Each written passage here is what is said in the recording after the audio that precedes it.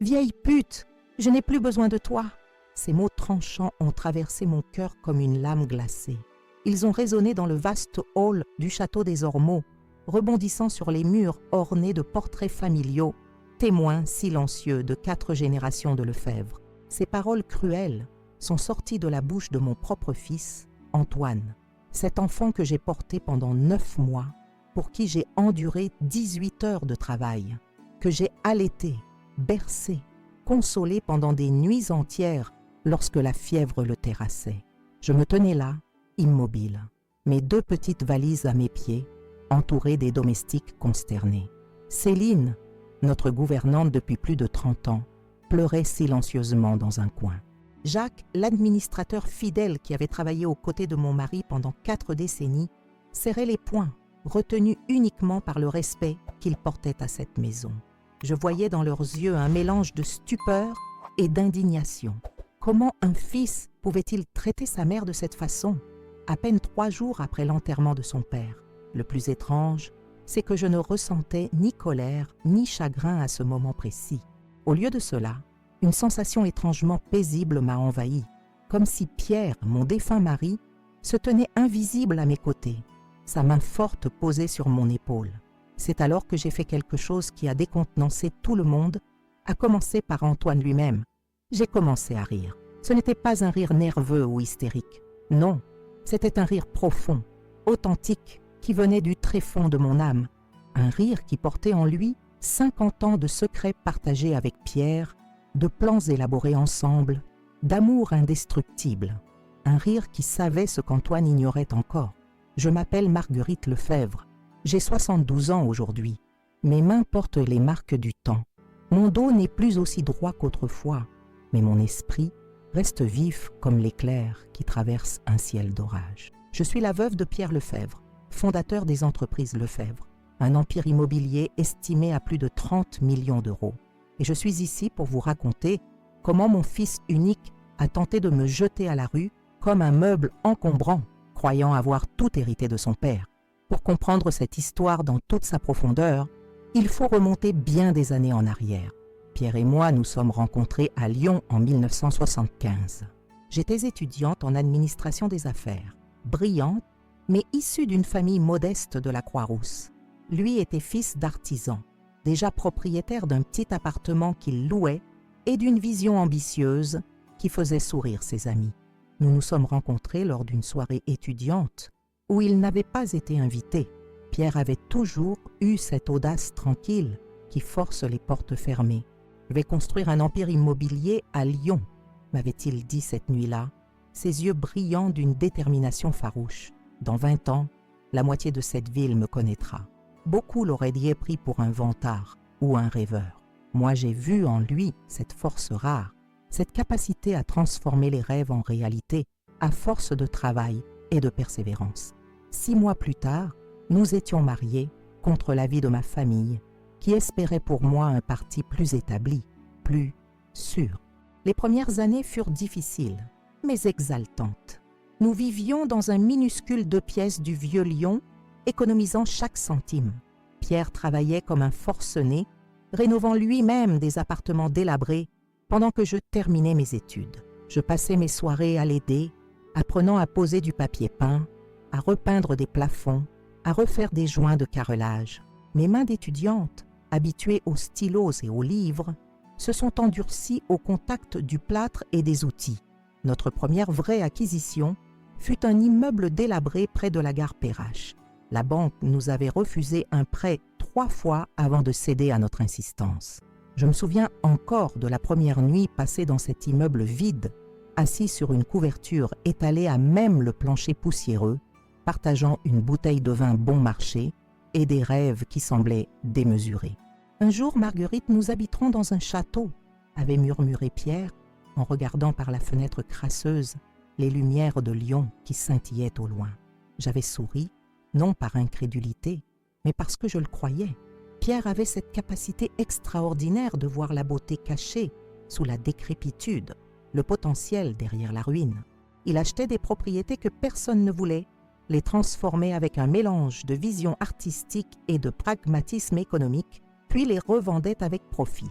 Je l'accompagnais dans chaque visite, chaque négociation, apportant ma rigueur analytique à son intuition fulgurante. Nous formions une équipe parfaite. Lui, l'architecte des rêves, moi, l'ingénieur qui les rendait possibles. En 10 ans, notre petit empire s'est constitué. Nous avons acheté le vignoble Saint-Clair, notre première incursion hors de l'immobilier pur. C'était un domaine abandonné dans la vallée du Rhône, dont les vignes négligées produisaient un vin médiocre. Pierre a engagé un jeune œnologue passionné, investi dans des équipements modernes, et 5 ans plus tard, notre vin remportait des médailles dans les concours régionaux. C'est à cette époque qu'Antoine est né, après des années d'attente et de déception. Notre fils, notre héritier, la continuation de notre lignée et de notre œuvre. Peut-être l'avons-nous trop désiré, peut-être avons-nous confondu amour et indulgence, éducation et facilité. Antoine a grandi dans une maison de plus en plus grande, avec des jouets de plus en plus coûteux, des vacances de plus en plus exotiques. Pierre essayait parfois d'instiller en lui le goût du travail, la valeur de l'effort. Un homme doit savoir construire avant de savoir posséder, lui répétait-il souvent.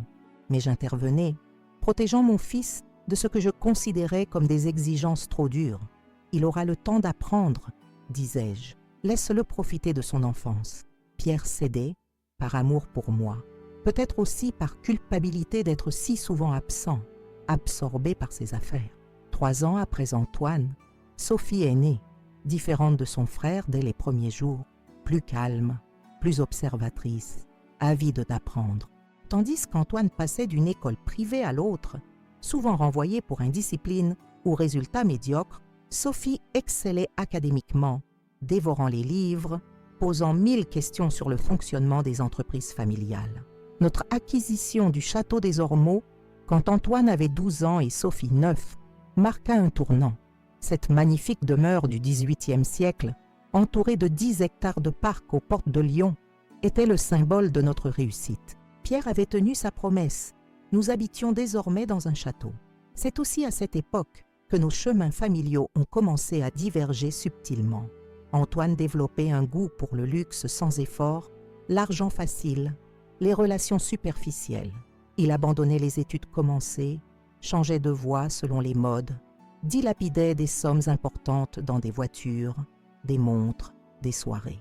Sophie, elle, partait étudier la finance en Suisse, travaillait comme stagiaire pendant ses vacances, apprenait chaque aspect des affaires familiales avec une curiosité insatiable. Lorsqu'Antoine a ramené Delphine à la maison, j'ai immédiatement senti le danger. Elle était magnifique, certes, ancienne mannequin aux jambes interminables et au sourire calculateur.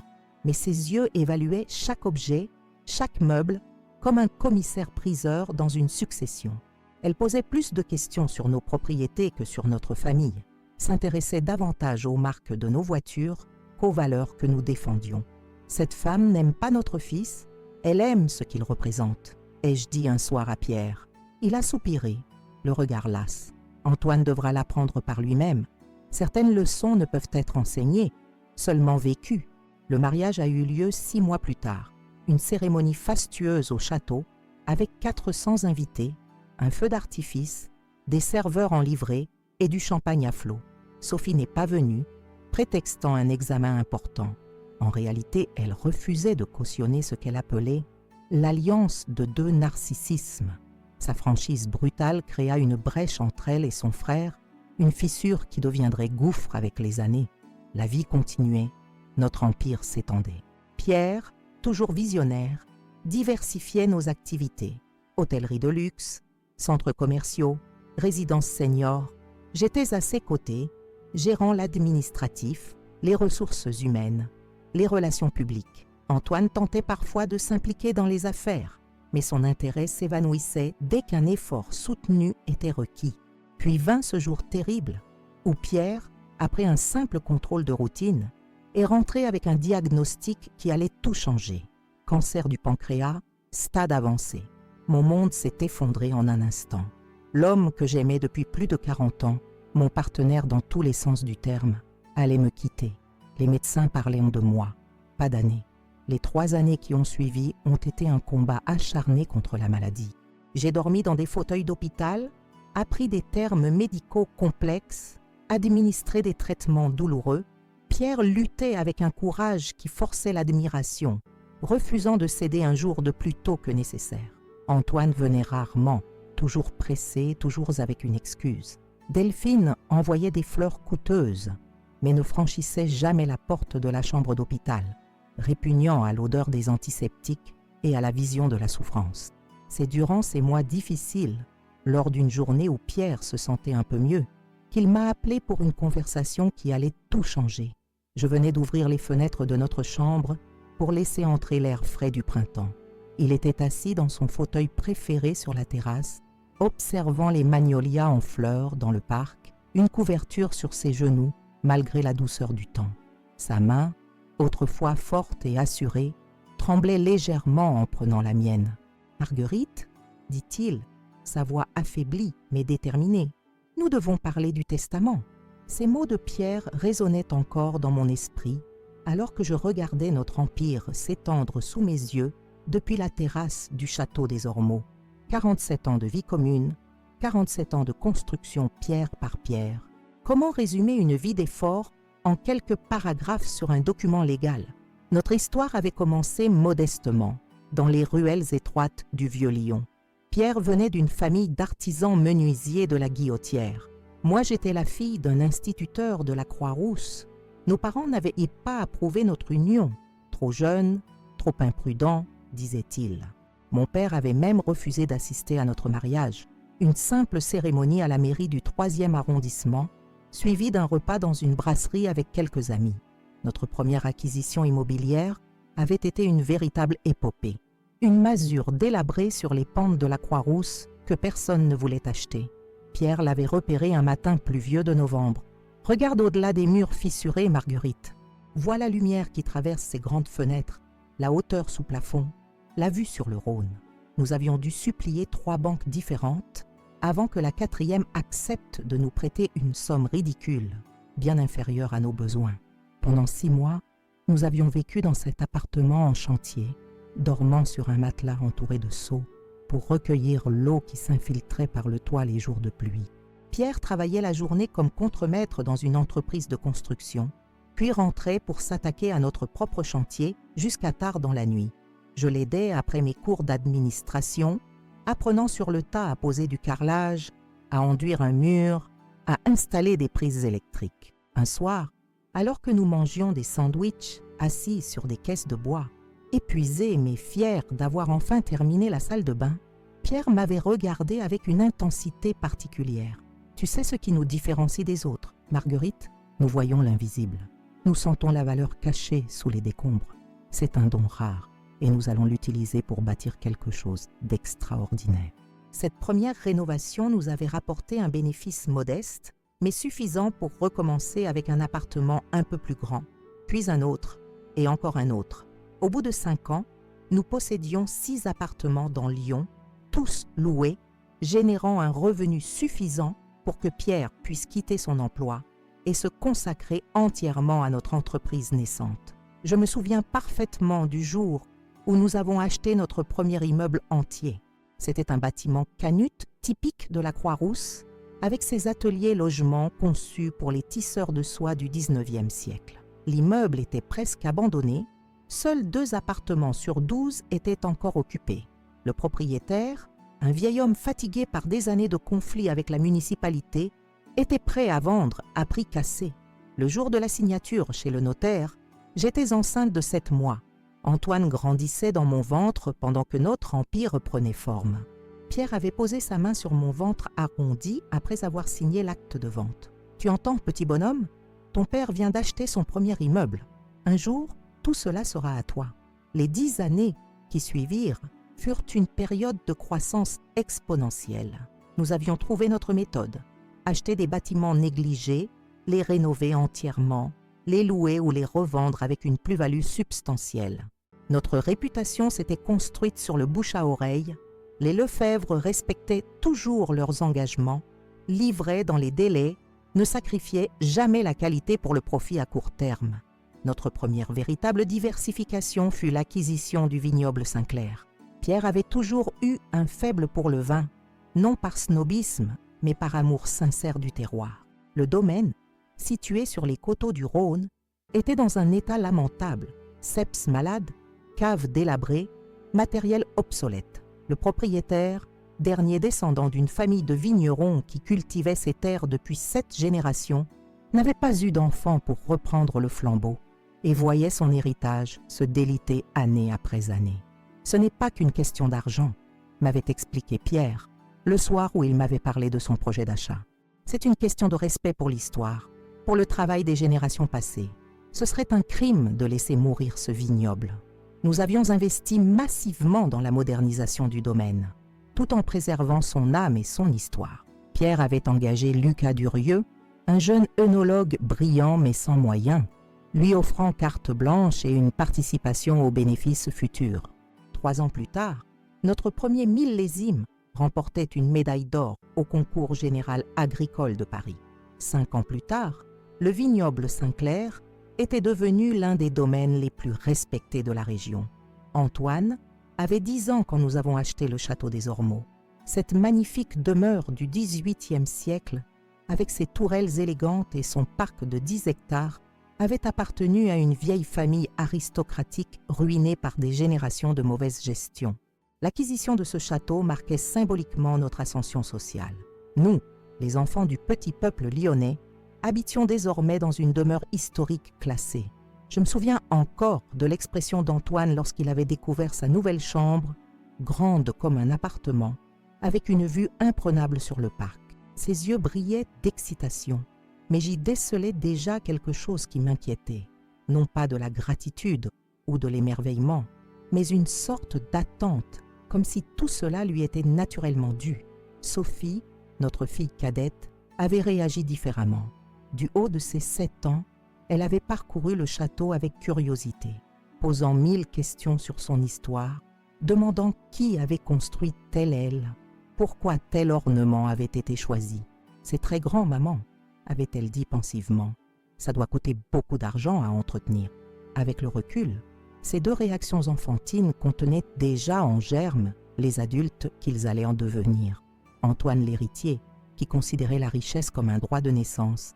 Sophie, l'administratrice qui voyait au-delà de la façade brillante les responsabilités que chaque possession implique. À mesure que notre empire grandissait, j'observais nos enfants suivre des trajectoires divergentes. Antoine changeait constamment d'école privée, souvent renvoyé pour comportements problématiques ou résultats insuffisants, malgré une intelligence évidente. Il développait un goût prononcé pour tout ce qui brillait, voitures de sport, montres suisses, vêtements de marque. Pierre essayait d'inculquer à notre fils le sens de l'effort et du travail. Un été, il avait proposé à Antoine, alors âgé de 14 ans, de travailler au vignoble pendant les vacances. « Tu apprendras comment fonctionne une entreprise depuis la base », lui avait-il dit. « C'est indispensable pour diriger un jour. » Antoine avait accepté à contre-cœur. Au bout de 3 jours, sous le soleil ardent des coteaux, les mains couvertes d'ampoules, il avait abandonné. « C'est ridicule », avait-il protesté. « Nous avons des ouvriers pour ça. Pourquoi devrais-je faire leur travail ?» Pierre avait voulu tenir bon, mais j'étais intervenue. « Il est encore jeune », avais-je plaidé. « Il aura le temps d'apprendre plus tard. » Quelques semaines plus tard, j'offrais à Antoine la moto de luxe qu'il convoitait contre l'avis de Pierre. Je croyais acheter son bonheur, sans comprendre que je sabotais son éducation. Sophie, elle, dévorait les livres sur l'économie et la gestion dès l'âge de 12 ans. Elle demandait à m'accompagner aux réunions d'entreprise pendant ses vacances, prenait des notes, posait des questions pertinentes qui impressionnaient même nos directeurs les plus expérimentés. À 17 ans, elle avait décidé de partir étudier la finance à Genève, refusant l'appartement de luxe que nous lui proposions pour vivre en résidence universitaire, comme tout le monde. « Je veux mériter ce que j'obtiens », nous avait-elle expliqué. « Je ne veux pas être la fille Lefebvre, mais Sophie, tout simplement. » Les années passaient, notre empire continuait de s'étendre. Nous avions diversifié nos activités, complexes hôteliers de luxe, résidences seniors, centres commerciaux, sans jamais abandonner notre cœur de métier, l'immobilier résidentiel haut de gamme. Les entreprises Lefebvre employaient désormais plus de 300 personnes. Pierre était devenu une figure respectée du monde des affaires lyonnais, sollicité pour des conférences, des conseils d'administration, des initiatives philanthropiques. C'est dans ce contexte qu'Antoine, alors âgé de 28 ans, et toujours sans diplôme ni emploi stable, nous a présenté Delphine. Grande, mince, d'une beauté froide et calculatrice, elle se présentait comme mannequin international, bien que sa carrière semblât se limiter à quelques photos dans des magazines de seconde zone et des présences rémunérées dans des soirées mondaines. Dès notre première rencontre, j'ai senti le danger. Ce n'était pas tant ce qu'elle disait, mais son regard, la façon dont ses yeux évaluaient chaque meuble, chaque tableau, chaque objet de valeur dans notre maison. Elle posait des questions précises sur nos propriétés, notre patrimoine, nos investissements, tout en affectant un détachement qui ne trompait personne. « Cette femme n'aime pas notre fils », avais-je dit à Pierre ce soir-là, après leur départ. « Elle aime ce qu'il représente, l'argent, le statut social, la sécurité financière. » Pierre avait soupiré, regardant par la fenêtre les lumières de Lyon qui scintillaient au loin. Antoine devra l'apprendre par lui-même. Certaines leçons ne peuvent être enseignées, seulement vécues. Le mariage eut lieu 6 mois plus tard, une cérémonie fastueuse au château des Ormeaux, avec 400 invités triés sur le volet, un orchestre symphonique, des fleurs rares importées de Hollande, un feu d'artifice spectaculaire. L'événement avait coûté une fortune, mais Antoine insistait pour que tout soit à la hauteur de notre nom. Sophie n'était pas venue, prétextant un examen important à Genève. La vérité, qu'elle m'avait confiée par téléphone, était plus dure. « Je refuse de cautionner cette farce, maman. Cette femme va détruire Antoine qui est déjà suffisamment fragile, et il est trop aveuglé pour le voir. » Cette absence avait creusé un fossé entre les 2 frères et sœurs, une brèche qui n'avait fait que s'élargir avec le temps. La vie suivait son cours. Antoine et Delphine vivaient dans une aile séparée du château, menant une existence de quasi-célébrité. Voyages de luxe, restaurants étoilés, soirées mondaines, le tout financé par la généreuse allocation que Pierre versait à notre fils. À plusieurs reprises, Pierre avait tenté d'impliquer Antoine dans la gestion des entreprises familiales, lui confiant des responsabilités progressivement plus importantes. Ces tentatives s'étaient toutes soldées par des échecs. Antoine s'ennuyait rapidement, négligeait les dossiers importants, déléguait ses responsabilités à des subalternes sans vérifier leur travail. Il avait presque mené à la faillite une petite filiale hôtelière dont Pierre lui avait confié la direction, nécessitant une intervention d'urgence et des millions d'euros pour redresser la situation. Ce n'était pas ma faute, s'était défendu Antoine. Le marché était mauvais, les employés incompétents, les fournisseurs malhonnêtes. Toujours une excuse, jamais une reconnaissance d'erreur ou une volonté d'apprendre. Pierre était de plus en plus inquiet pour l'avenir de l'empire qu'il avait bâti. « Que deviendra tout cela quand je ne serai plus là ?» me demandait-il parfois, tard le soir, quand nous étions seuls. Antoine n'a ni la capacité ni la volonté de gérer un tel patrimoine.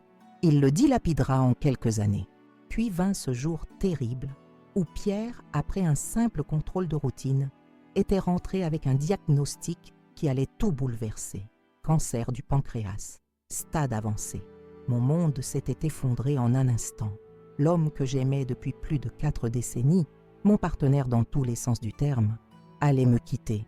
Les médecins parlaient de mois, pas d'années. Les 3 années qui suivirent furent un combat acharné contre la maladie.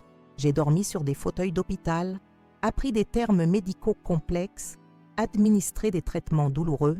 Pierre luttait avec un courage qui forçait l'admiration, refusant de céder un jour de plus tôt que nécessaire. Antoine venait rarement, toujours pressé, toujours avec une excuse. Delphine envoyait des bouquets de fleurs extravagants, mais ne franchissait jamais la porte de la chambre d'hôpital, prétextant une sensibilité extrême à la souffrance et aux odeurs médicales. Sophie, en revanche, avait pris un congé de son poste dans une banque genevoise pour venir passer 2 mois à Lyon. La tension entre elle et son frère était devenue si insupportable que Pierre lui avait demandé de retourner à Genève. « Je ne veux pas que mes derniers jours soient empoisonnés par vos querelles », avait-il dit tristement. Un jour, profitant d'une période d'accalmie dans la maladie, Pierre m'avait appelé dans notre chambre. Le printemps venait d'éclore et j'avais ouvert les fenêtres pour laisser entrer l'air doux parfumé de fleurs. Il était assis dans son fauteuil préféré sur la terrasse, observant les magnolias en fleurs dans le parc, une couverture sur ses genoux, malgré la douceur du temps. Sa main, autrefois forte et assurée, tremblait légèrement en prenant la mienne. « Marguerite, dit-il, sa voix affaiblie mais déterminée, nous devons parler du testament. » J'avais essayé d'esquiver le sujet, trop douloureux à envisager. « Pas maintenant, Pierre. Concentrons-nous sur ton rétablissement. »« Il n'y aura pas de rétablissement, mon amour, et tu le sais aussi bien que moi, » avait-il répondu avec une douceur qui m'avait brisé le cœur. « Le temps presse, et je dois mettre de l'ordre dans mes affaires, pour vous protéger. » Ce jour-là, Pierre m'avait exposé un plan qui m'avait semblé à la fois cruel et nécessaire. Un plan qui allait changer le destin de notre famille, mais que je ne comprendrais pleinement que bien plus tard. Dans le testament principal, je vais tout laisser à Antoine, avait-il expliqué. Les 30 millions, les propriétés, les entreprises, tout. Quoi ?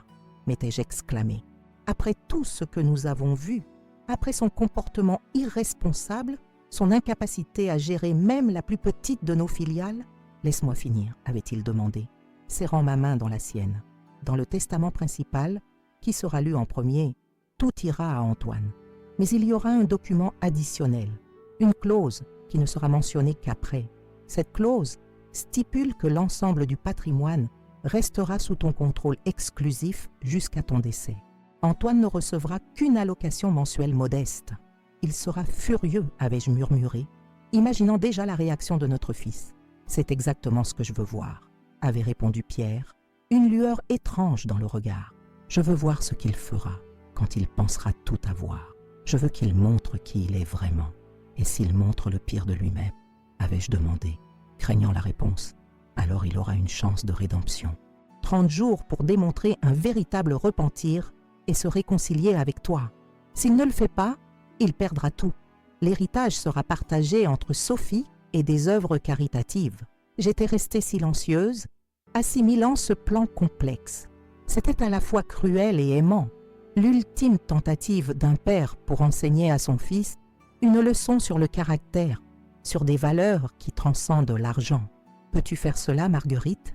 avait-il demandé, ses yeux fixés sur les miens. « Peux-tu être assez forte pour supporter ce qui va suivre, pour donner à notre fils cette dernière chance de devenir l'homme qu'il pourrait être ?»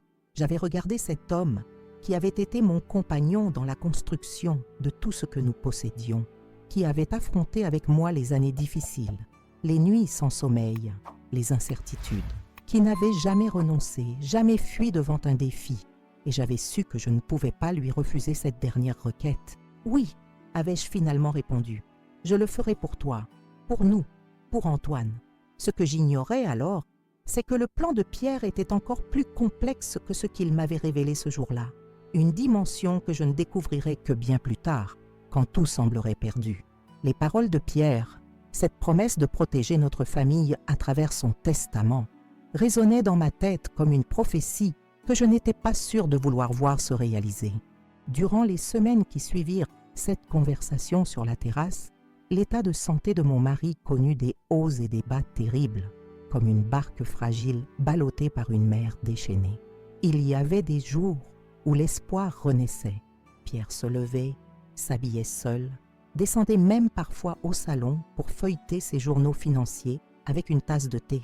Dans ces moments-là, je me surprenais à croire au miracle, à imaginer que les médecins s'étaient trompés, que cette maladie cruelle pourrait être vaincue par la seule force de volonté de cet homme extraordinaire qui avait déjà surmonté tant d'obstacles dans sa vie. Puis venirent les rechutes, des nuits interminables où je le tenais dans mes bras tandis qu'il tremblait de fièvre ou se tordait de douleur, refusant obstinément les doses maximales de morphine pour garder l'esprit clair. « Je ne veux pas partir dans le brouillard, Marguerite, » répétait-il. « J'ai encore trop à faire, trop à organiser. » Une nuit particulièrement difficile, alors que l'aube commençait à poindre sur le parc du château, Pierre m'avait confié quelque chose qui m'avait glacé le sang. Sa voix était à peine audible, comme s'il craignait que les murs eux-mêmes puissent l'entendre. « Marguerite, ce testament, il y a autre chose que tu dois savoir. » Je m'étais penchée vers lui, serrant sa main devenue si fragile dans la mienne. Certaines de nos entreprises, elles ne sont pas aussi propres que nous le souhaiterions. Mon cœur s'était arrêté un instant. « Pierre avait toujours été l'incarnation même de l'intégrité dans les affaires, refusant les compromissions que tant d'autres acceptaient sans sourciller. « Que veux-tu dire ?» avais-je demandé, la gorge nouée par l'angoisse. « Il y a 3 ans, j'ai été approchée par des hommes dangereux. Ils m'ont montré des documents, des photos de toi, d'Antoine, de Sophie, des menaces à peine voilées. Ils voulaient utiliser certaines de nos sociétés pour blanchir de l'argent. Le monde semblait s'être effondré autour de moi. Tu as accepté ?» Il avait fermé les yeux, épuisé par cet aveu. « Au début, oui, pour vous protéger. Mais ensuite, j'ai contacté quelqu'un. Émilie Mercier de la brigade financière. Nous avons élaboré un plan. Depuis 2 ans, je rassemble des preuves contre eux. Je documente tout. J'enregistre nos conversations. Pierre, c'est de la folie. Ces gens sont dangereux. C'est pourquoi le testament est conçu ainsi, avait-il expliqué. Si je te laissais tout directement, ils viendraient te voir immédiatement après ma mort, en faisant croire qu'Antoine hérite de tout, puis en révélant la vérité plus tard. Nous gagnons du temps. Et Sophie? Sophie est impliquée. Elle travaille dans l'analyse financière à Genève. Je lui ai envoyé des copies tacitières de documents, des transactions suspectes. Elle compile tout, identifie les schémas. Elle ne sait pas d'où viennent ces informations. Elle croit que c'est un exercice théorique que je lui ai demandé. La révélation m'avait assommée. Mon mari mourant menait une double vie, risquant tout pour nous protéger, tout en essayant de faire ce qui était juste. Cet homme que je croyais connaître parfaitement après 40 ans de vie commune avait porté seul ce fardeau écrasant. « Pourquoi ne m'as-tu rien dit ?» avais-je demandé, des larmes silencieuses coulant sur mes joues. Pierre avait effleuré mon visage de sa main tremblante. « Pour te protéger. Si tu ne sais rien, tu ne peux pas être complice. Et j'espérais pouvoir régler tout cela avant de partir. Qui d'autre est au courant? Maître Beaumont a certains documents dans son coffre, à ouvrir après ma mort. Jacques connaît certains détails. Il m'a aidé à recueillir des informations. Et Céline, notre gouvernante, un faible sourire avait éclairé son visage émacié. Céline n'est pas qu'une simple gouvernante. Avant de travailler pour nous, elle était dans les services de renseignement. Je l'ai engagée il y a 15 ans, quand notre fortune a commencé à attirer l'attention. Elle veille sur nous, sur notre sécurité. Cette nuit-là, je n'avais pas fermé l'œil, assimilant ces révélations qui bouleversaient ma perception de notre vie. L'empire que nous avions construit avec tant de fierté était partiellement souillé. Les personnes que je côtoyais quotidiennement n'étaient pas celles que je croyais connaître. Et mon mari, mon Pierre, avait affronté seul ces dangers pour nous protéger. Les semaines suivantes, j'avais observé notre entourage avec un regard neuf. Céline, notre discrète gouvernante aux mains toujours impeccables, que je surprenais parfois à scruter les visiteurs avec une attention qui n'avait rien de servile. Jacques, notre administrateur loyal, dont les absences occasionnelles prenaient soudain un sens différent. Même Maître Beaumont, avec son air compassé de notaire traditionnel, semblait désormais porter un masque que je n'avais jamais remarqué auparavant. La santé de Pierre continuait de décliner inexorablement. Les médecins défilaient dans notre chambre, oncologues, spécialistes de la douleur, nutritionnistes. Chacun apportait son expertise, ses traitements, ses espoirs mesurés.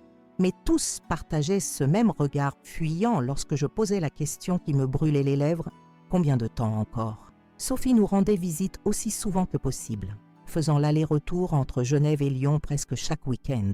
Je la voyais s'entretenir longuement avec Pierre, penchés tous deux sur des dossiers qu'ils rangeaient précipitamment lorsque j'entrais dans la pièce. Je faisais semblant de ne rien remarquer, respectant ce secret partagé entre un père et sa fille, cette mission qu'il lui avait confiée sans qu'elle en comprenne encore toutes les implications. Antoine, lui, se faisait de plus en plus rare. Lorsqu'il daignait apparaître, c'était toujours brièvement, souvent accompagné de Delphine qui restait dans la voiture. Allergique aux ambiances d'hôpital, disait-elle. Mon fils parlait à son père mourant de ses projets de voyage, de la nouvelle voiture qu'il envisageait d'acheter, évitant soigneusement les sujets qui fâchent, la maladie, la succession, les responsabilités futures. Un jour, alors qu'Antoine venait de partir après une visite particulièrement brève, Pierre m'avait regardé avec une tristesse infinie. « Je me demande ce que j'ai fait de mal avec lui », avait-il murmuré. « Nous avons fait des erreurs tous les deux. avais-je répondu. J'ai sans doute été trop indulgente, trop protectrice. Ce n'est pas trop tard pour lui, avait insisté Pierre. Il y a du bon en Antoine, je le sais. Il est juste, perdu. Ce testament, cette épreuve qu'il va traverser, c'est ma dernière chance de l'aider à se trouver, de lui montrer qu'un homme se définit par son caractère, pas par son compte en banque. Je voulais croire, Pierre, je voulais croire que notre fils pourrait changer, qu'il pourrait devenir l'homme que son père espérait voir émerger. Mais j'avais aussi cette peur lancinante, cette intuition maternelle qui me soufflait que nous avions attendu trop longtemps, que les racines de l'égoïsme et de l'irresponsabilité étaient désormais trop profondément ancrées. Le dernier mois fut le plus difficile. Pierre s'affaiblissait de jour en jour, incapable désormais de quitter notre lit. Je dormais à ses côtés, me réveillant au moindre gémissement, au moindre changement dans sa respiration. Je lui lisais les journaux, lui racontais les petits événements du domaine, entretenait l'illusion que la vie continuait normalement autour de nous. Une semaine avant la fin, il m'avait demandé d'inviter Maître Beaumont pour une ultime révision du testament. Il s'était enfermé dans notre chambre pendant près de 2 heures. Quand j'étais revenue, Pierre semblait étrangement apaisé, comme si un dernier poids avait été ôté de ses épaules. « Tout est prêt maintenant », m'avait-il dit simplement. Laurent sait exactement quoi faire et quand le faire. Cette nuit-là, Pierre m'avait parlé comme nous ne l'avions pas fait depuis longtemps. Pas de maladie, pas de testament, pas de menaces ou de criminels. Juste nous deux, nos souvenirs, nos moments de bonheur. Notre première rencontre à cette soirée étudiante, notre lune de miel modeste dans un petit hôtel des Alpes, la naissance d'Antoine, puis celle de Sophie. Notre première grande réussite immobilière, l'acquisition du château des Ormeaux. Nous avons eu une belle vie, n'est-ce pas ? Avait-il demandé. Ses yeux brillants d'une lueur que je n'avais pas vue depuis longtemps. La plus belle que j'aurais pu imaginer, avais-je répondu, serrant sa main dans la mienne. Et elle n'est pas terminée.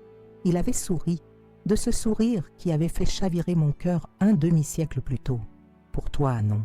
Tu as encore tant à vivre, tant à accomplir.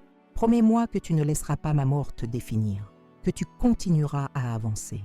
Je te le promets, avais-je murmuré, la gorge serrée par l'émotion. Et promets-moi que tu seras forte pour Antoine. Qu'importe ce qu'il dira, ce qu'il fera, souviens-toi que c'est notre fils et qu'il a besoin de cette leçon plus que tout.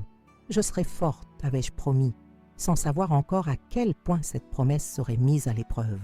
Pierre était parti 2 jours plus tard, paisiblement dans son sommeil.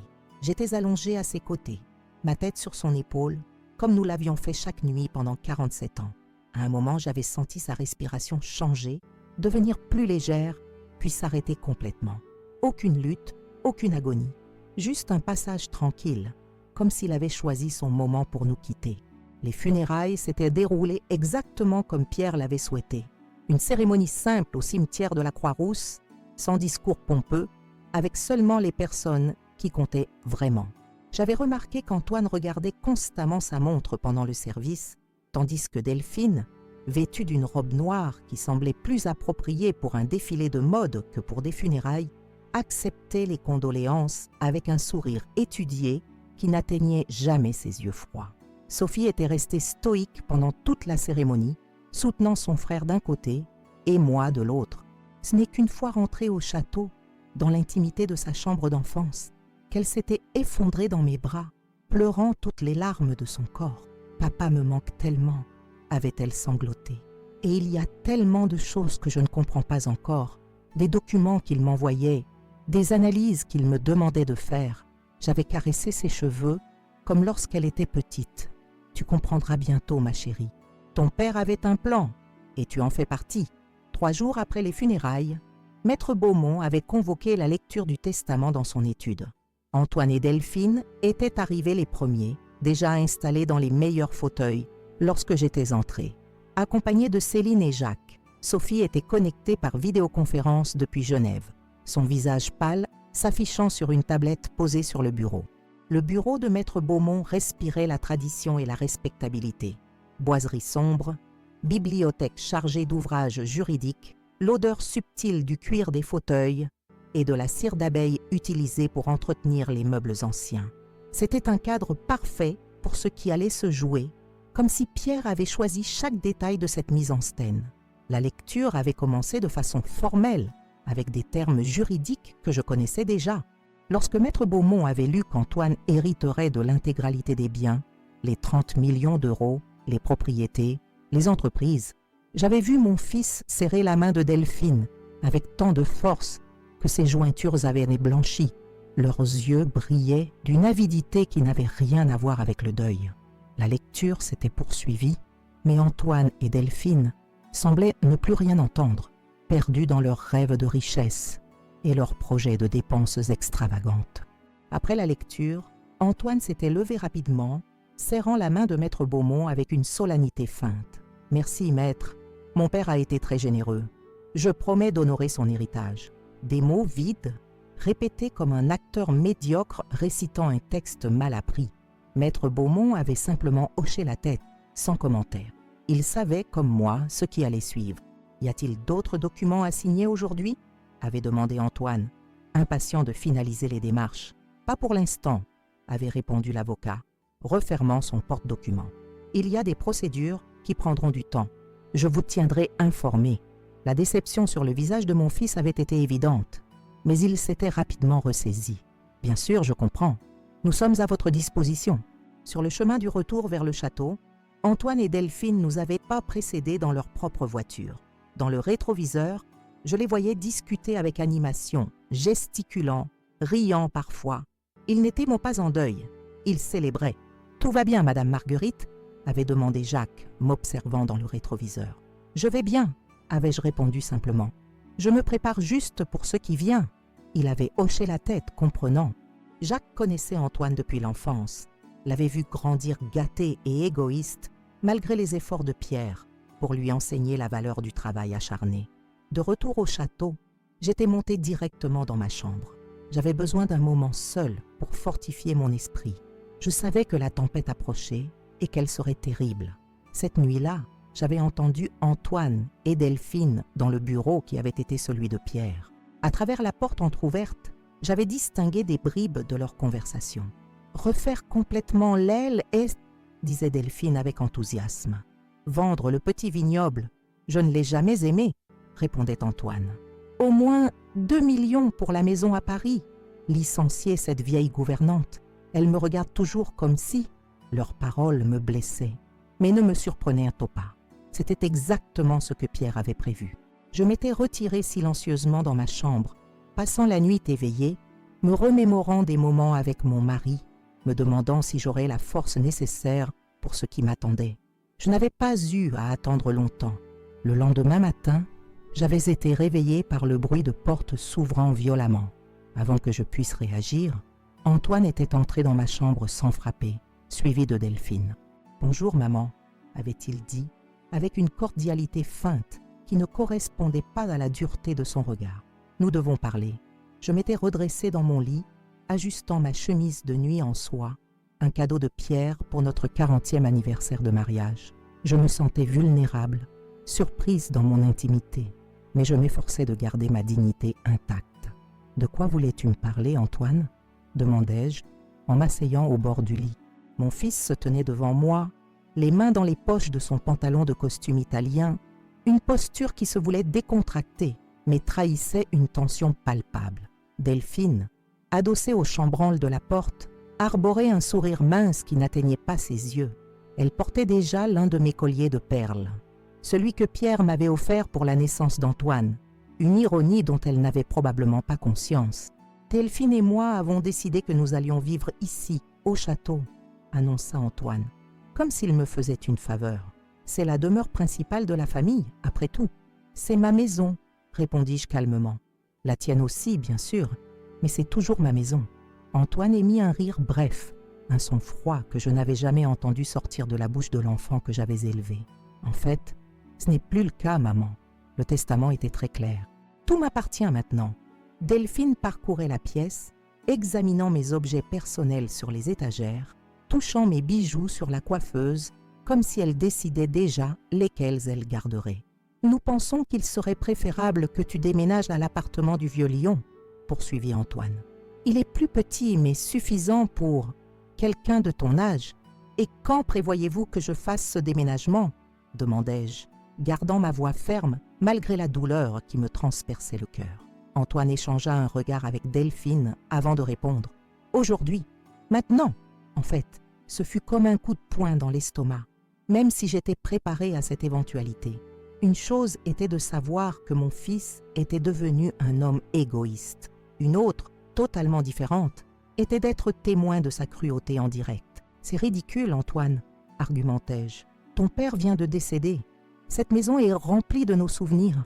C'est exactement pour cette raison, » intervint Delphine, parlant pour la première fois. « Nous avons besoin d'un nouveau départ, de nouveaux meubles, d'une nouvelle décoration, d'une nouvelle énergie. » Antoine jeta une valise ouverte sur mon lit. « Tu as 1 heure pour préparer tes affaires essentielles.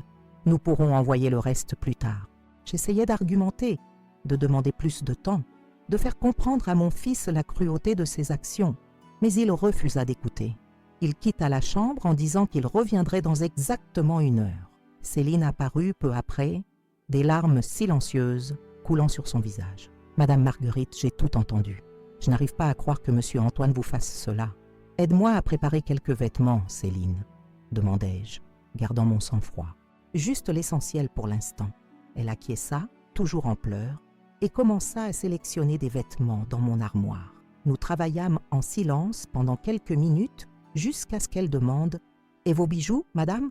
Ce que monsieur Pierre vous a offert. » « Mais seulement le collier de saphir et les boucles d'oreilles assorties, » répondis-je. « Ils sont spéciaux pour moi. » 1 heure plus tard, exactement comme promis, Antoine revint. Il me trouva assise au bord du lit, 2 petites valises à mes côtés. Céline était avec moi, tenant ma main, son visage marqué par les larmes. « Tu es prête ?» demanda-t-il froidement. Je me levai sans répondre et pris l'une des valises. Céline prit l'autre, lançant un regard de désapprobation à Antoine qu'il feignit de ne pas remarquer. Nous descendîmes les escaliers en silence. Dans le vestibule, je vis que Jacques était également là, ainsi que quelques autres employés de la maison qui avaient entendu l'agitation. Tous semblaient consternés, incapables de croire ce dont ils étaient témoins. Ce fut à ce moment, devant tout le monde, qu'Antoine fit l'impensable.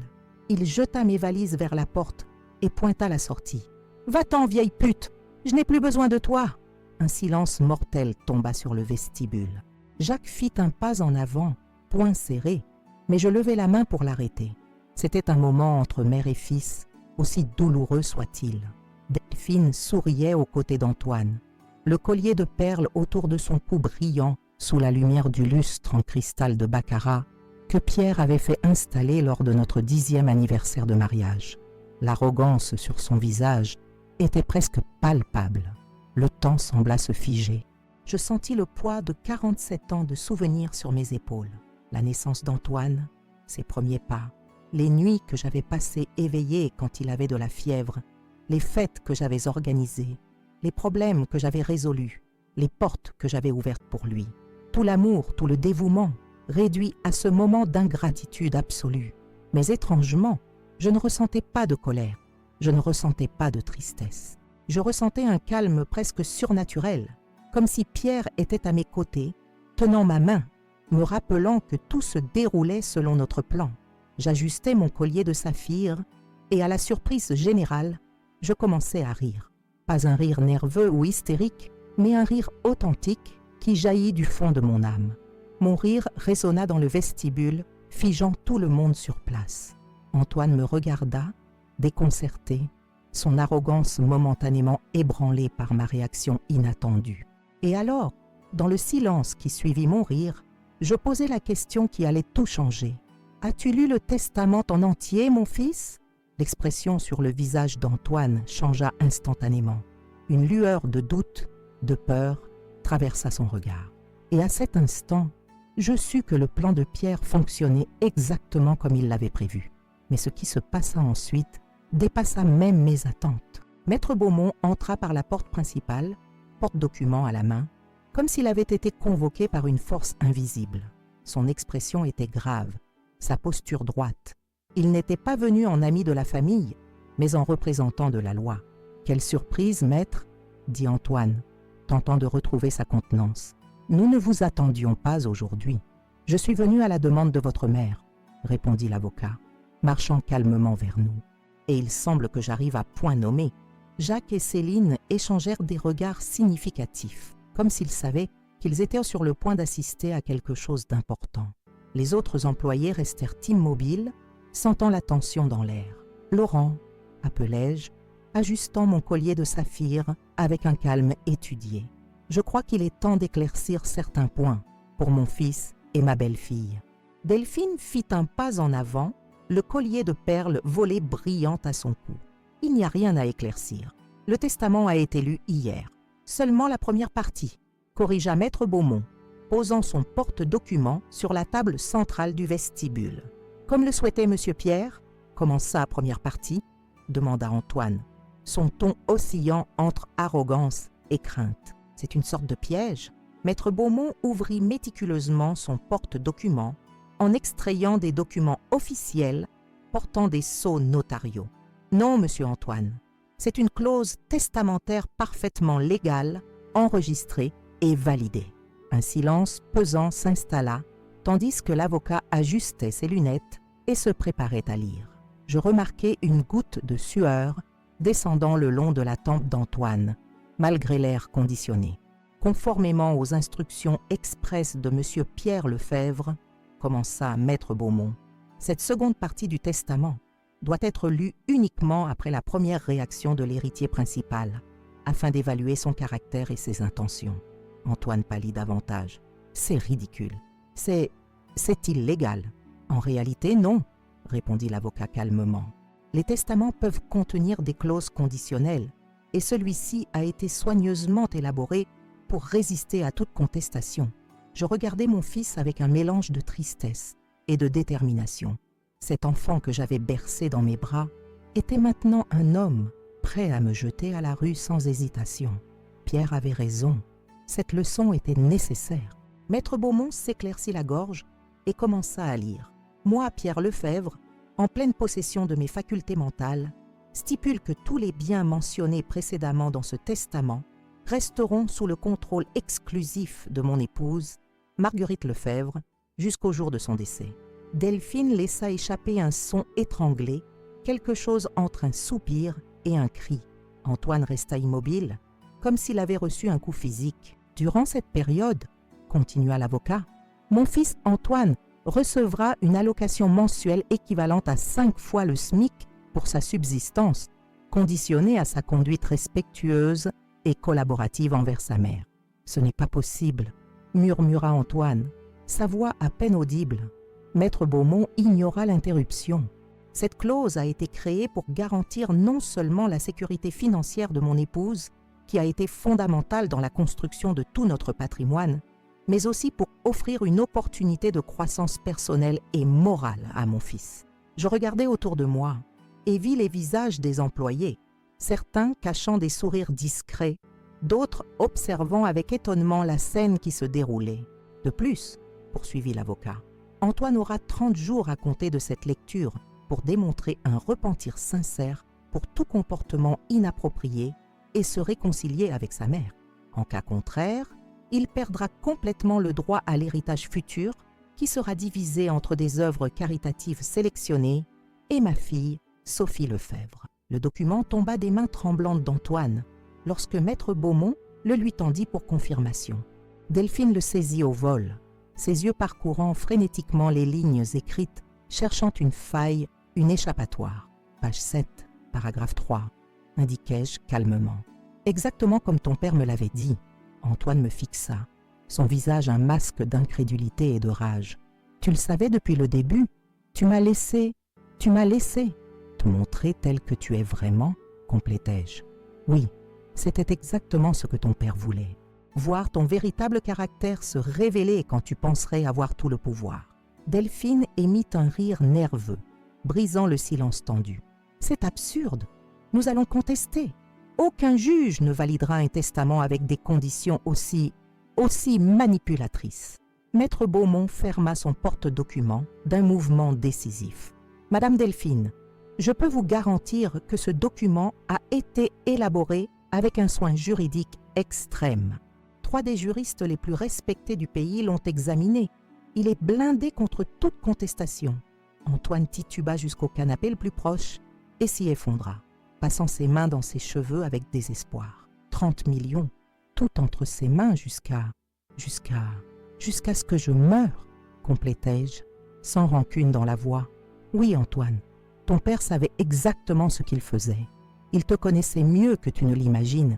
Delphine resta immobile quelques secondes, regardant alternativement le document dans ses mains, Antoine effondré sur le canapé et moi. Puis, d'un mouvement brusque, elle arracha le collier de perles de son cou. 30 jours, murmura-t-elle, plus pour elle-même que pour nous. Et si tu vis 30 ans de plus, ses yeux calculateurs m'évaluèrent de haut en bas, comme si elle estimait mon espérance de vie. Je reconnus ce regard, le même qu'elle avait lorsqu'elle évaluait le prix d'un sac de luxe ou d'une voiture importée. « Tu as 72 ans, continua-t-elle, sa voix gagnante en force. Tu peux vivre 20, 30 ans de plus.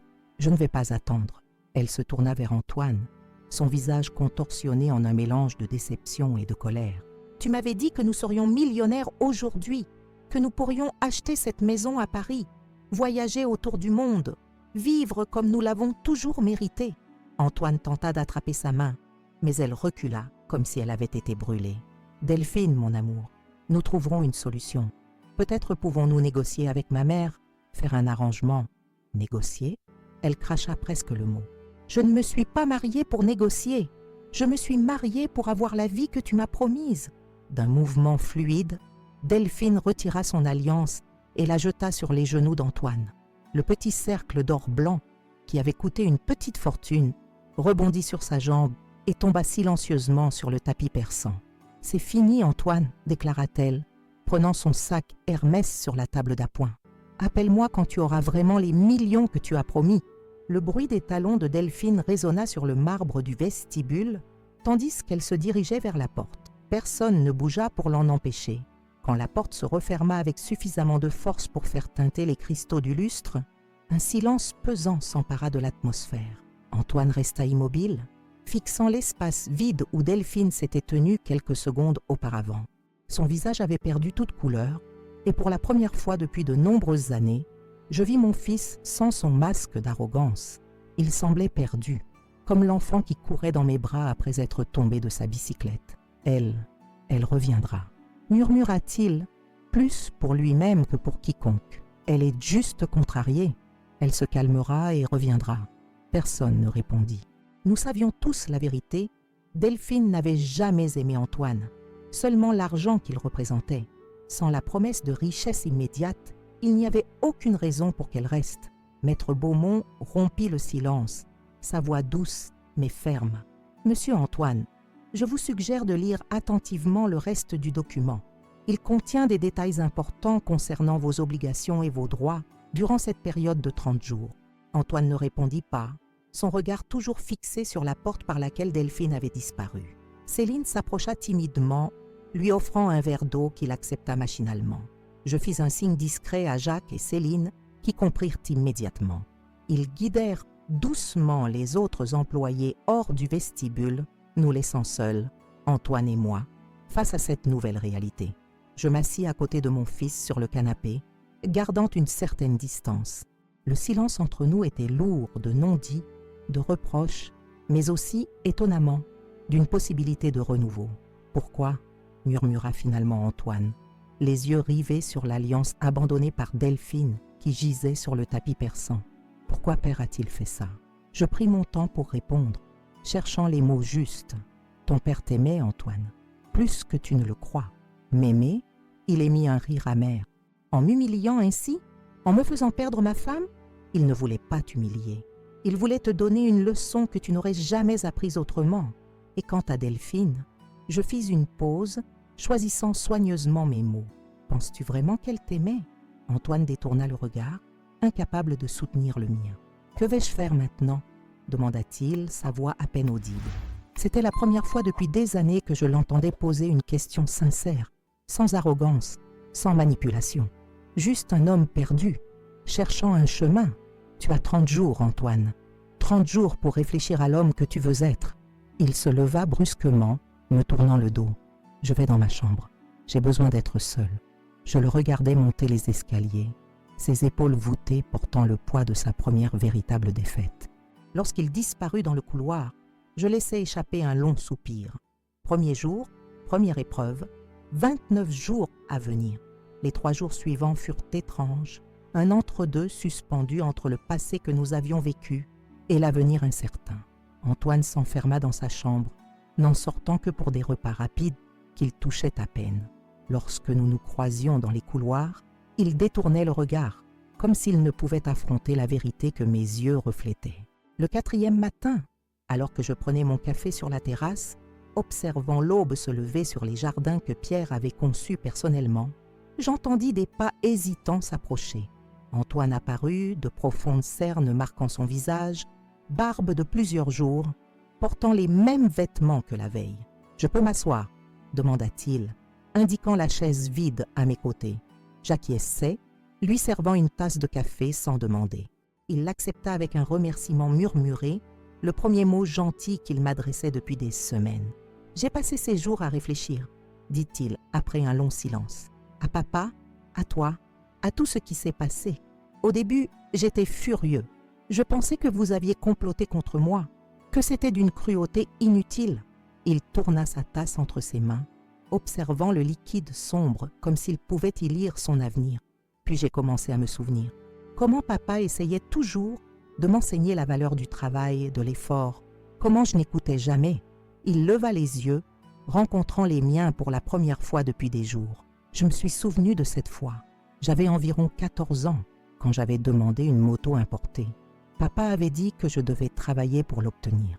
Il m'avait proposé de payer la moitié si je travaillais au vignoble pendant les vacances pour gagner le reste. Tu as travaillé 3 jours et abandonné, me rappelai-je. Et 2 semaines plus tard, tu m'as acheté la moto, compléta-t-il, un soupçon de honte dans sa voix, contre la volonté de papa. Je sentis mon visage s'échauffer. C'était vrai, j'avais saboté les leçons de Pierre pendant des années, gâtant Antoine quand j'aurais dû renforcer les enseignements de mon mari. Nous avons tous deux commis des erreurs, mon fils, admis-je. J'ai aussi ma part de responsabilité dans l'homme que tu es devenu. Il secoua lentement la tête. Cela ne justifie pas la façon dont je t'ai traité.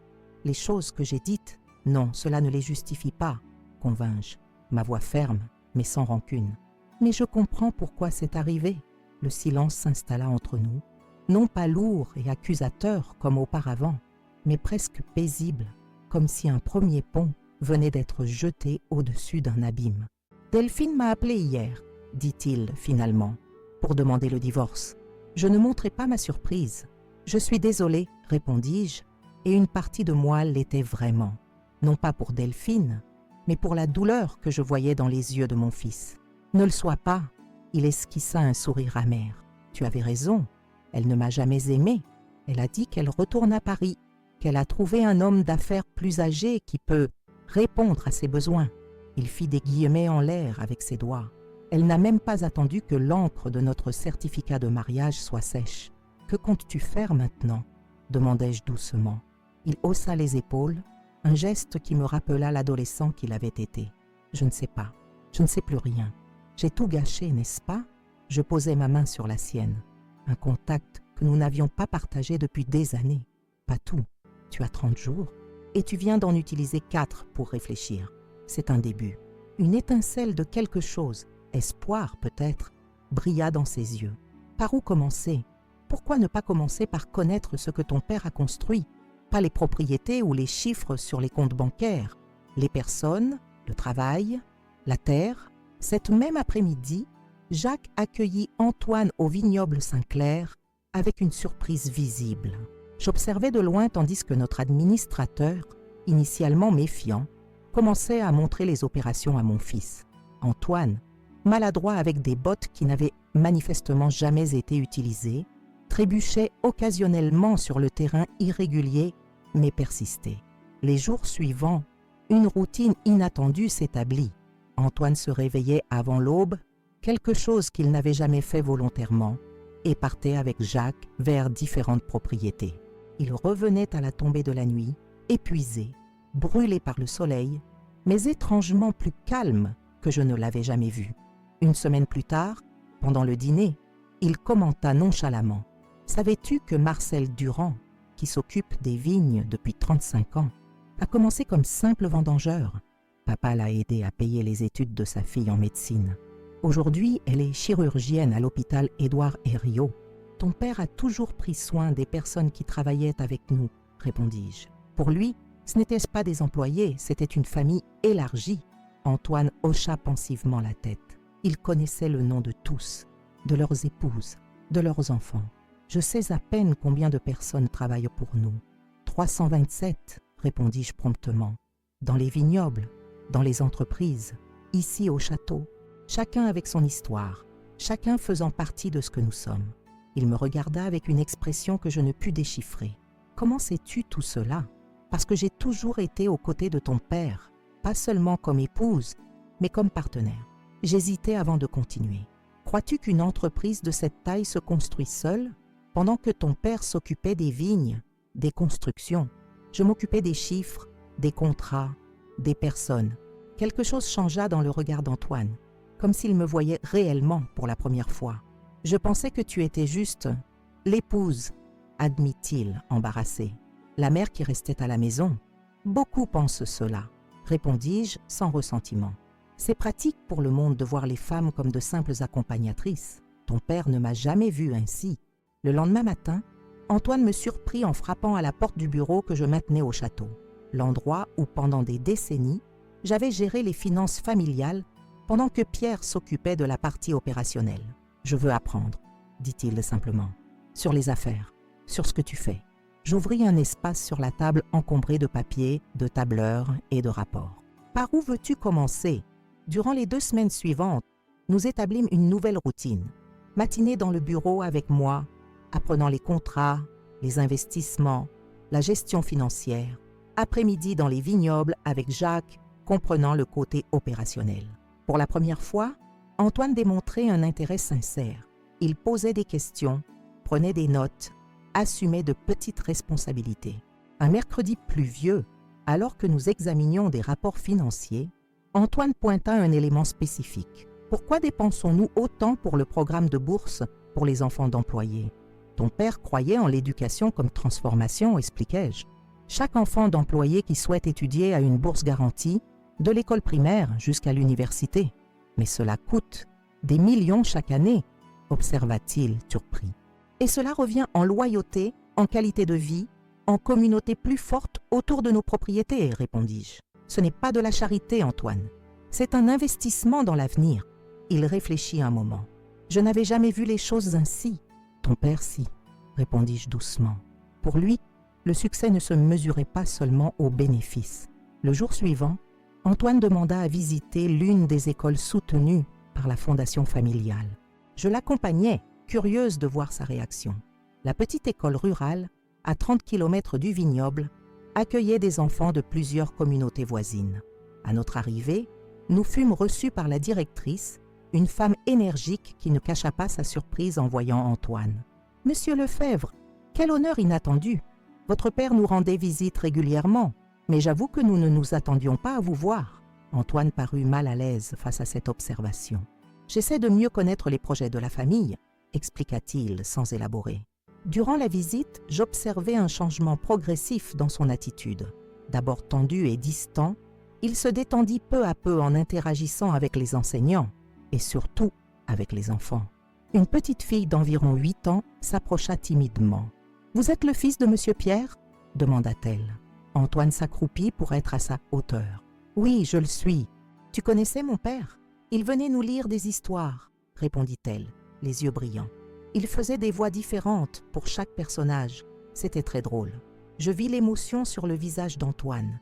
C'était une facette de Pierre qu'il ignorait clairement. L'homme d'affaires puissant qui faisait des voix amusantes pour des enfants dans une école rurale. Sur le chemin du retour, il resta silencieux pendant plusieurs kilomètres. « Je ne savais pas, » dit-il finalement. À propos de l'école, des lectures. Il n'en a jamais parlé. Ton père ne faisait pas ces choses pour obtenir de la reconnaissance, expliquai-je. Il les faisait parce qu'il croyait que c'était juste. Le 20e jour après la révélation du testament, alors que nous déjeunions ensemble sur la terrasse, quelque chose d'extraordinaire se produisit. Antoine me regarda avec une intensité qui me rappela son père. « J'ai trouvé quelque chose dans le bureau de papa », dit-il. Des documents cachés dans son coffre-fort personnel. La combinaison était ma date de naissance. C'est pour ça que j'ai pu l'ouvrir. Mon cœur s'accéléra. Le moment que Pierre avait préparé arrivait enfin. Il y a des dossiers, des enregistrements, des noms. « Maman, certaines de nos entreprises sont impliquées dans des activités illégales. Papa était menacé par un groupe puissant. Il l'obligeait à utiliser certaines de nos sociétés pour blanchir de l'argent. Et je pris une profonde inspiration. Ton père m'en avait parlé à la fin. Il a été forcé de collaborer au début pour nous protéger. Mais ensuite, il a commencé à rassembler des preuves contre eux. » Les yeux d'Antoine s'écarquillèrent. « Alors c'est pour ça, le testament divisé, cette mise en scène, c'était une protection, confirmai-je. Si tout le patrimoine t'avait été transmis immédiatement, ces hommes seraient venus te voir pour continuer leur trafic. En faisant croire que tu héritais de tout, puis en révélant la vérité plus tard, nous gagnions du temps. Et Sophie, elle est impliquée aussi. Ton père lui envoyait des documents codés, des transactions suspectes à analyser. Elle pensait que c'était un exercice théorique. En réalité, elle compilait des preuves sans le savoir. » Antoine passa sa main dans ses cheveux, assimilant ces révélations. « Qu'allons-nous faire maintenant ? Appelez l'inspectrice Mercier de la brigade financière. Ton père travaillait avec elle depuis 2 ans. Il est temps de terminer ce qu'il a commencé. » Les jours qui suivirent furent intenses.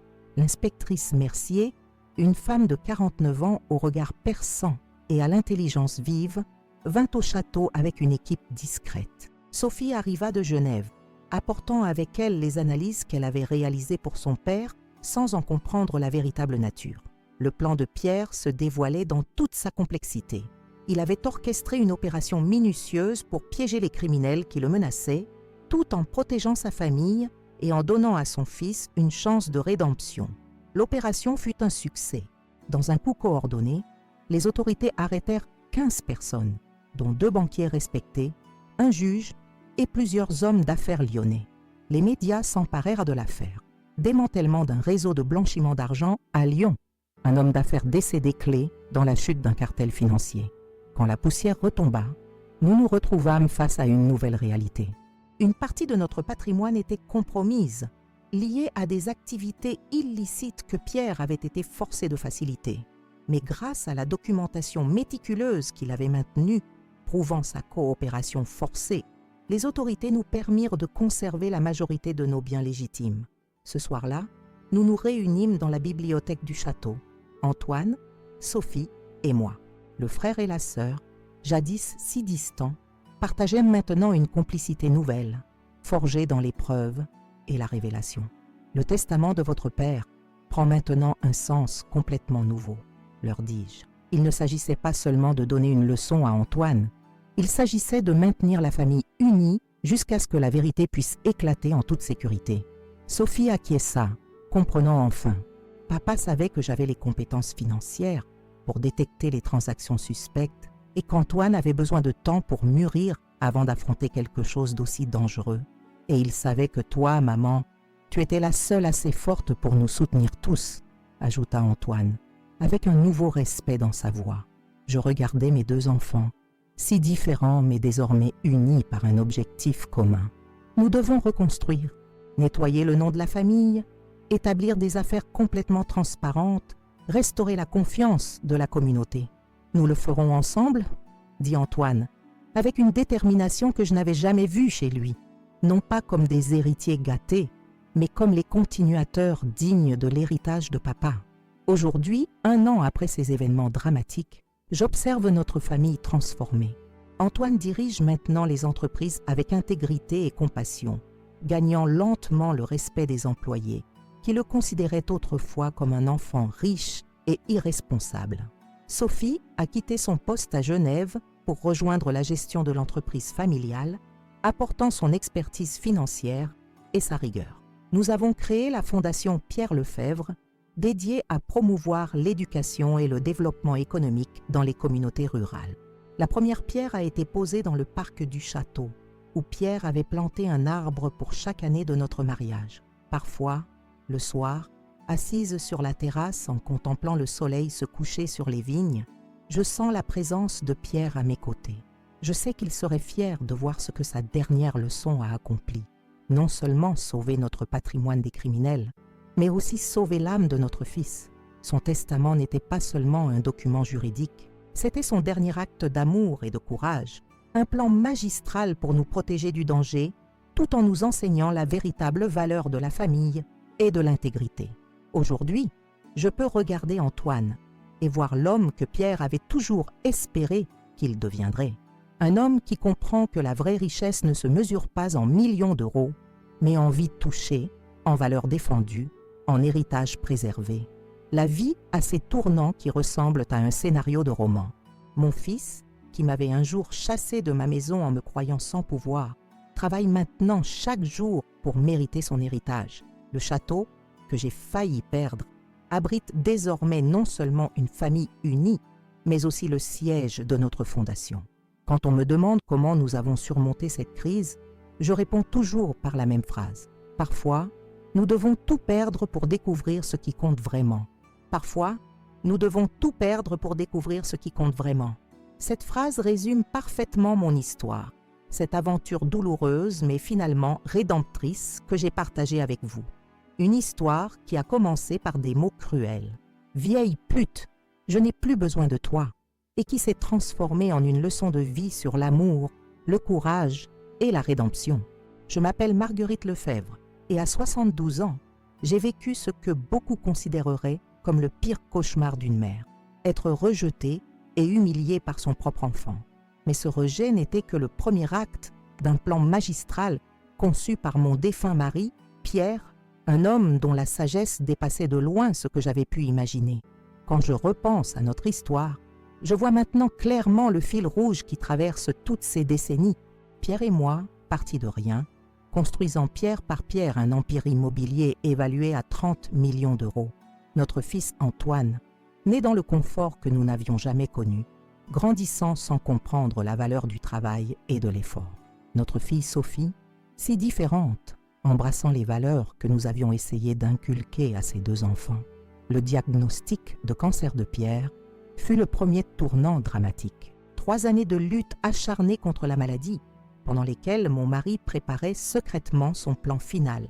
Un testament qui allait non seulement protéger sa famille des criminels qui le menaçaient, mais aussi offrir à Antoine une dernière chance de devenir l'homme qu'il était capable d'être.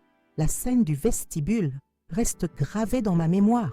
Antoine me jetant à la porte, Delphine arborant mon collier de perles volées, tous deux croyant avoir hérité de millions. Et puis mon rire, ce rire qui cachait une vérité qu'ils ignoraient encore, suivi de cette question qui a tout changé. « As-tu lu le testament en entier, mon fils ?»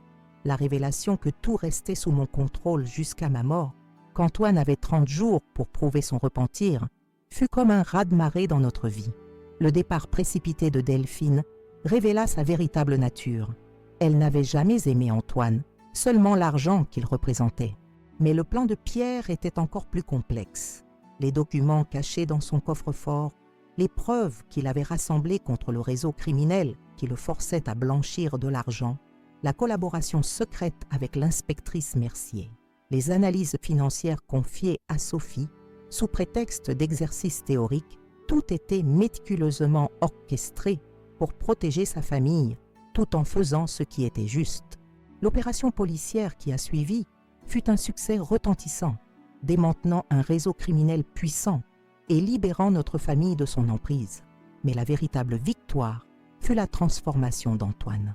Je l'ai vu passer de l'homme arrogant qui m'avait chassé de ma propre maison à un fils repentant, puis à un dirigeant responsable qui comprend enfin que la richesse véritable ne se mesure pas en euros. Aujourd'hui, 1 an plus tard, notre famille est transformée. La Fondation Pierre Lefebvre aide des centaines d'enfants à accéder à l'éducation. Antoine dirige nos entreprises avec intégrité, gagnant le respect que son père avait toujours espéré pour lui. Sophie a ramené son expertise financière de Genève pour nous aider à rebâtir notre empire sur des bases plus solides, plus éthiques. Quand je me promène dans les allées du vignoble Saint-Clair, je sens parfois la présence de Pierre à mes côtés. Je sais qu'il serait fier de voir que son dernier acte d'amour a porté ses fruits au-delà de ses espérances. Son testament n'était pas seulement un document juridique, c'était un acte de foi en la capacité de son fils à changer, un pari sur la force de notre famille, à traverser l'adversité ensemble. Cette histoire que je viens de vous partager n'est pas qu'un récit personnel, c'est une réflexion sur les valeurs qui nous définissent, sur l'importance de l'intégrité face à l'adversité, sur le pouvoir rédempteur de l'amour, même quand il prend des formes que nous ne comprenons pas immédiatement, sur la capacité de chacun à changer, à évoluer, à devenir une meilleure version de soi-même. J'aimerais connaître vos réactions à cette histoire. Vous êtes-vous déjà trouvé dans une situation où vous avez dû perdre quelque chose pour réaliser sa valeur? Auriez-vous pardonné à un enfant qui vous a traité comme Antoine m'a traité? Croyez-vous qu'une personne puisse véritablement changer ou sommes-nous tous condamnés à répéter les mêmes erreurs? Partagez vos pensées dans les commentaires ci-dessous. Je lis chacun d'entre eux avec attention et je réponds personnellement à plusieurs d'entre vous chaque jour. Si cette histoire vous a touché, j'aimerais vous inviter à soutenir notre chaîne Souvenirs de grand-mère. Créer ces vidéos demande beaucoup de temps, d'énergie et de ressources.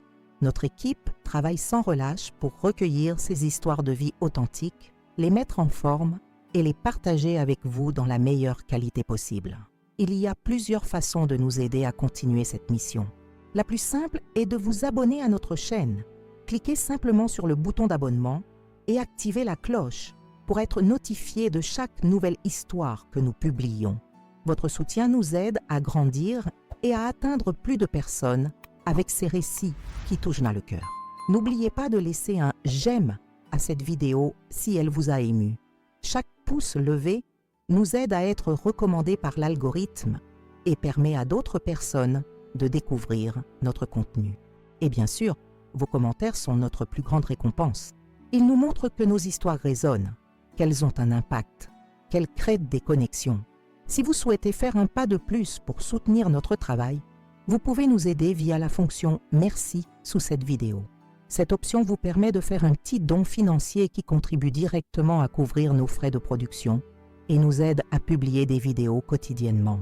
Même un petit montant fait une énorme différence et nous permet de continuer à vous offrir ces histoires authentiques qui vous touchent. Nous avons également une collection d'autres histoires tout aussi poignantes dans notre bibliothèque, des récits d'amour, de perte, de courage, de résilience. Je vous invite à explorer ces autres vidéos. Vous y trouverez peut-être des échos de votre propre vie, des leçons qui résonnent avec votre parcours personnel. Je suis Marguerite Lefebvre et je vous remercie d'avoir partagé ce moment de ma vie avec moi. Votre présence, votre écoute sont les plus beaux cadeaux que vous puissiez m'offrir. À bientôt sur Souvenirs de grand-mère où d'autres histoires de vie vous attendent, toutes aussi authentiques, toutes aussi humaines. N'oubliez pas que parfois, les plus grandes leçons de la vie surgissent de nos moments les plus sombres. Comme le disait Pierre, mon mari, le caractère d'une personne ne se révèle pas dans le confort, mais dans l'adversité. Quelle adversité a révélé votre véritable caractère? Racontez-moi dans les commentaires et peut-être que votre histoire inspirera notre prochaine vidéo sur Souvenirs de grand-mère.